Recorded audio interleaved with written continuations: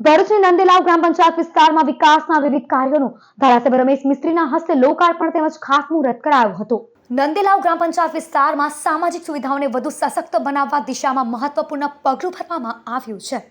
ગ્રામ પંચાયત દ્વારા ₹36 લાખના ખર્ચે નિર્માણ પામેલા અદ્યતન સુવિધાસભર ડોક્ટર બાબા સાહેબ આંબેડકર ભવન મળીને કુલ 43.56 લાખના વિકાસના કામોનું ધારાસભ્ય રમેશ મિસ્ત્રી, જિલ્લા પંચાયતના કારોબારી અધ્યક્ષ ધર્મેશ મિસ્ત્રી સહિતના મહાનુભાવોના હસ્તે લોકાર્પણ અને ખાતમુહૂર્ત કરાયું હતું।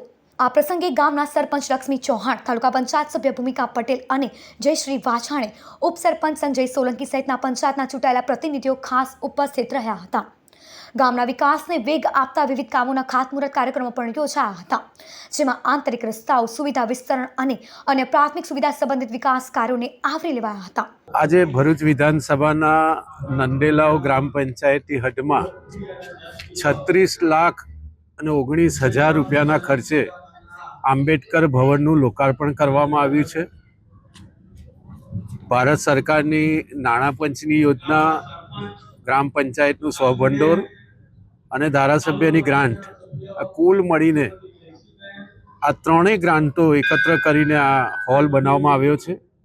મને લાગે છે કે ખૂબ ઓછા ગામોમાં આ પ્રકારના હોલ હોય છે અને ખૂબ સુંદર હોલ આ વિસ્તારના ગરીબ અને મધ્યમ વર્ગના લોકોને કોઈ પણ પ્રકારનો પ્રસંગ કરવો હશે તો એના માટે અનુકૂળ રહેશે।